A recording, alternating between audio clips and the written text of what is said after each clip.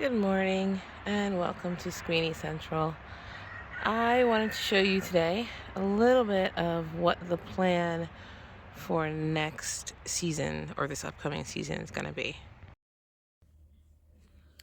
Okay, so I'm going to show you an app that I use on my phone when I do my setting up in my garden. I've been using it, as you can see, since I made my very first garden in 2021 at our new house.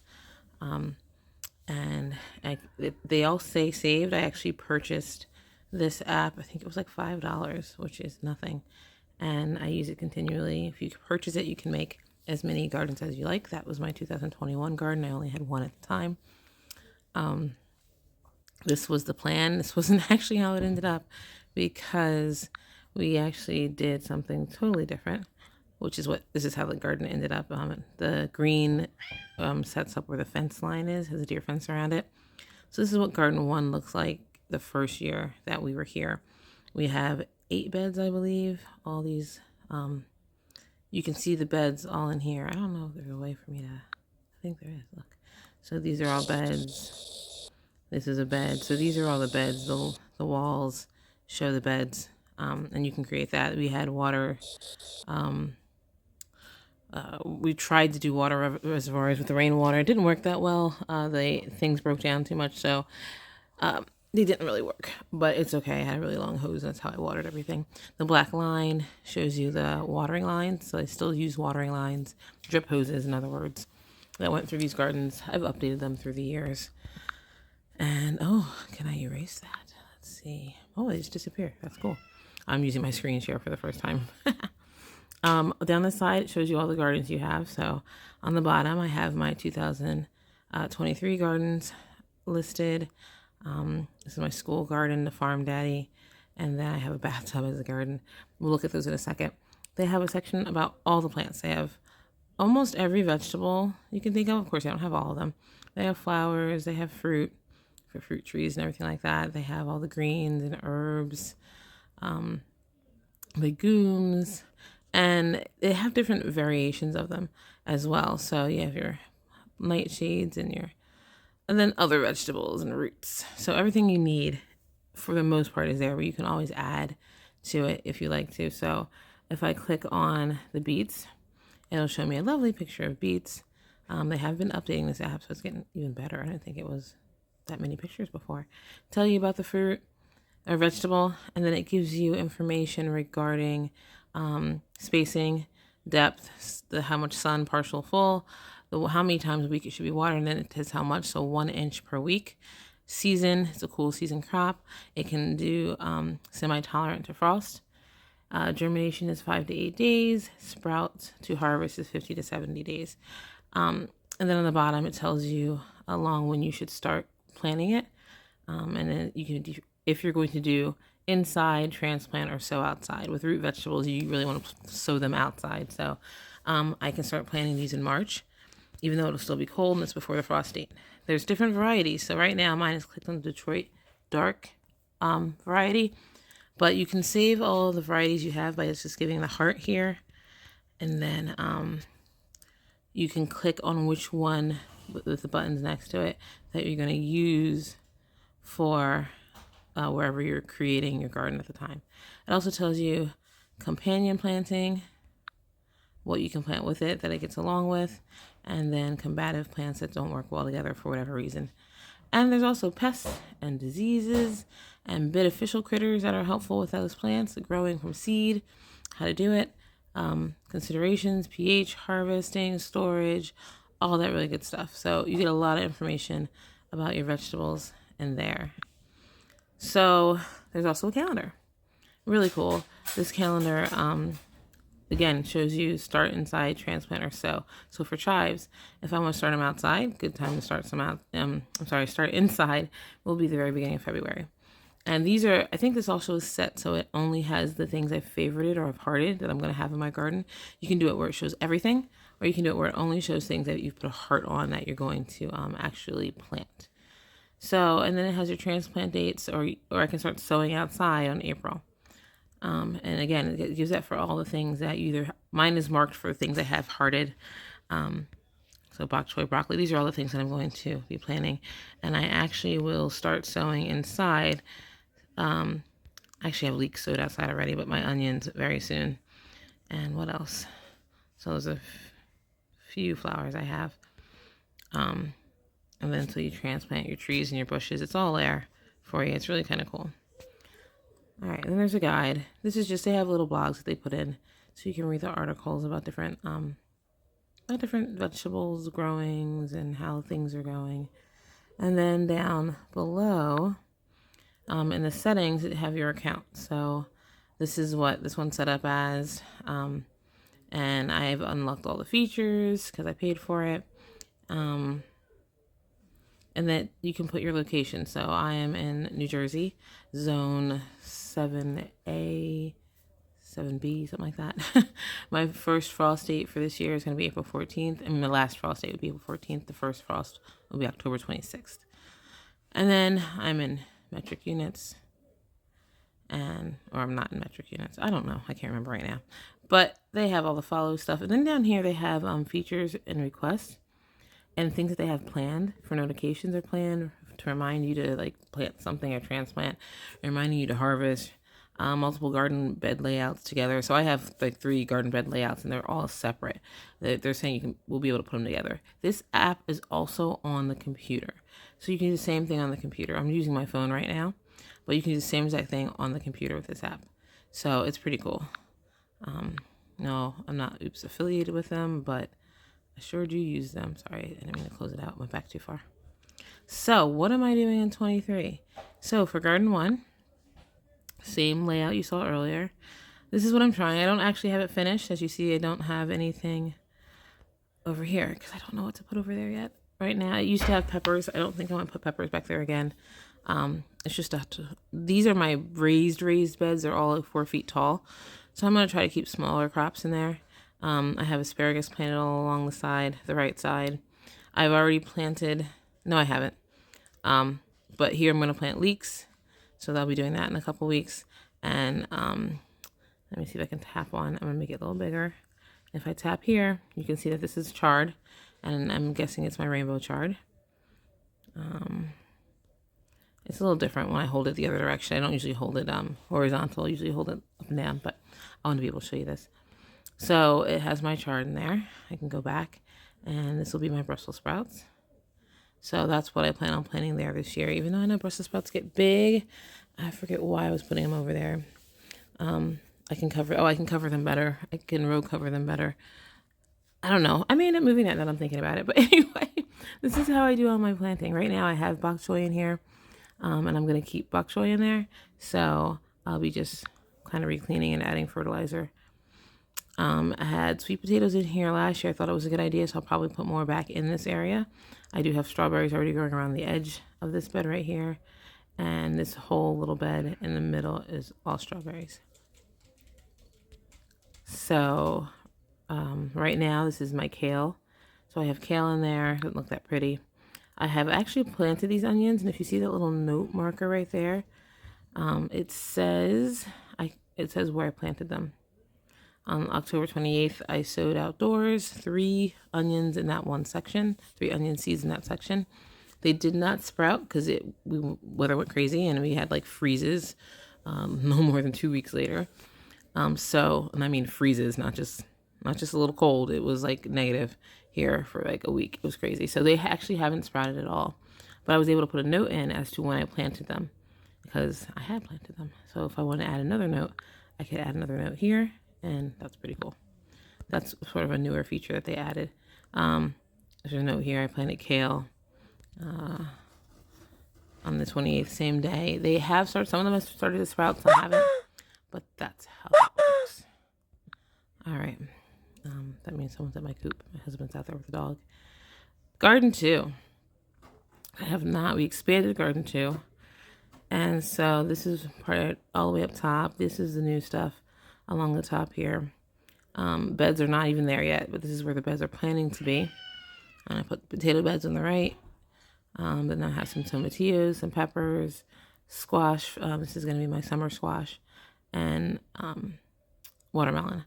I'm not sure what's going on along the side here. Might be more peppers and tomatoes actually, because I have moved my tomatoes over to this little far area here where there's going to be a trellis in the middle. There's already a trellis in the bed above it that houses my raspberries. They come about halfway across. So on this lower region right here, right there, this section, I'll have cantaloupe, and I also will have some tomatoes and eggplant. And then over here, I have lots of beans I want to plant. I don't know if they're actually labeled differently.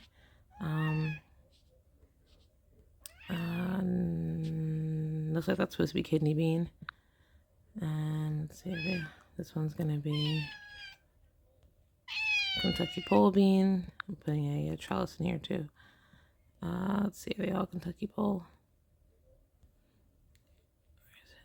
Nope, purple pole. So the colors don't change all the time, but when you tap on it, you'll be able to see what type you have where you put it. Carrots, lots of carrots. And another trellis for the cucumbers that I have there. So over here, I have all my other winter squash. I'm going to put I have corn in here. I actually was able to change the colors of the corn. So I'm planting 3 different types of corn, and that's where they're going to go. The trellis is right in here, so they'll be nice and tall. And the way the sun comes from this direction here, they will be not shading anything too much. I'm going to do snow snap peas along this trellis in the beginning of the beginning of the spring, and by the time they're done growing, the corn might be growing, and so it won't be shading anything. That's the plan. Hopefully it works out. Then I have all my winter squashes that travel over here on the left-hand side. I've got so many different types. Let's see. We have some, that's the winter blue Hubbard, which gets really big. And then we have, that's butternut squash. That actually looks like it. Spaghetti squash. I'm sure this is probably there's another spaghetti squash, a different one. I have 2 different types. So that is that. And then I have 1 potato beds here from last year, and I'm going to build a second because, again, the left side is the extension. No beds yet, all planned. Lots of building in the spring, or hopefully before the spring, otherwise it'll be a little late in my planning. So that is garden 2. And then I also have my greenhouse, which I don't have a 2023 greenhouse yet because I was trying to do stuff in the fall. It got really late. The only thing that's actually in here right now are carrots, sweet peas on the right-hand side. And I did plant some beans, but they are never going to grow because it's too cold. My greenhouse is not sealed properly, so we have to fix that. I did plant some spinach and broccoli in here. And as you can see, we have green means good. Oops. So green here means good. But when I scroll up, the red means bad. I don't actually think they're planted that close together. That's why I let it be. I'm not even sure if I actually planted the broccoli. It was cold out there. I tried to do what I could do. But this is the greenhouse right now as it stands. That's my bench. This yellow part is my bench. The blue section in on the bottom is my indoor potting area, which is not even near being ready for me to pot with. So things that has to be worked on. There's a lot. So how do I know what plants I have? I'm a little anal. I actually have a spreadsheet. This is my spreadsheet. It has, to the left, it has if they are organic or heirloom. And then it says if I planted them last year. If they're direct sow, I gave it a check mark. I have the growing season. So if they're perennial, warm, cold, year-round, it's all down there. It says drop down. And then I have the seed box they're in, which I showed in my other video, all the different seed boxes that I have. I went through them to make sure everything was where it's supposed to be. So P2 is pink, right side box, which would be the second box. And then I have the month of planting. which is a lot of stuff gets planted inside in February and March. That whole section is that color because those are my looms and onions. Am I planting all of these this year? No, I will eventually add a box set with a check mark of what I planted this year. But for now, I don't have it on there. It's just an Excel sheet again. Days of germination, if I'm sowing them indoors, or outdoors, IO. And then the sun they need, the garden that they're going to end up in. There's nothing. Oops. So right here, we have front left and right. And that is for the chives and garlics. I actually already have some out there. And hopefully they'll come back next year. And then just some, I was going to do soil pH. I'm not that far in life. So I probably won't be marking anything in there for a while. I can't get there yet. I mark if they're trellised, if they should be trellised. I marked if it can be grown in a container as well. The eggshell banana water, I'm probably going to end up taking out. I don't need to leave it in there. But I have my brassicas, so they're all listed. And then I have the chinodup. I can't say that word, but I got them. Here we go. The chinopedicaceae, whatever. My chard and spinach. And then we have cucurbits, which are your squashes, your winter squashes, and your cantaloupes and stuff like that. And then we have flowers, bright pink, legumes. So these are all the ones I have right now. There's actually probably some I'm missing because I don't think I finished putting all these in the system. Miscellaneous are ones I actually have. Like I could have it called herbs. There's a lot of herbs right in here, but there's stuff that's not herbs in here. Most of these are herbs, but lettuce is also in there. It has another name. All my nightshades. If you remember from the other video, I have tons of tomatoes. And then we have our umbrellifers, which also includes things like carrots and parsley and, I don't know, are beets in here? I don't know. But yeah, so that is my I don't know, it says planting schedule. This is my spreadsheet to know what seeds I have.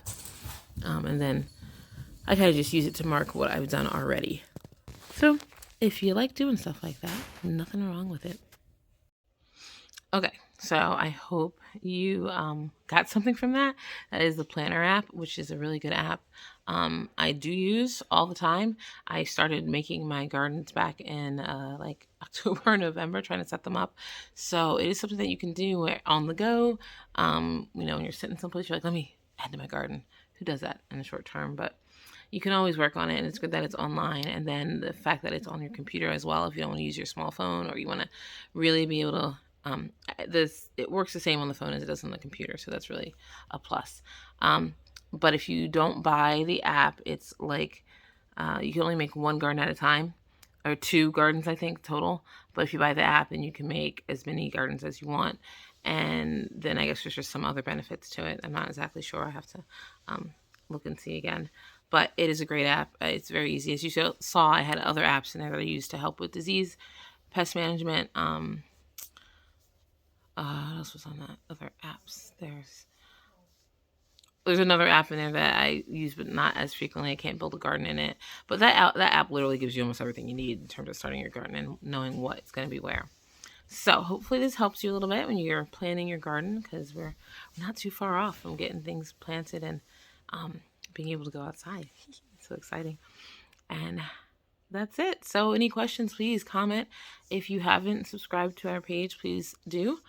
I am Brandy Cabasquini, and again, welcome to SquiniCentral, and hopefully we'll see you later. So subscribe, like, and share. Bye. Have a blessed day.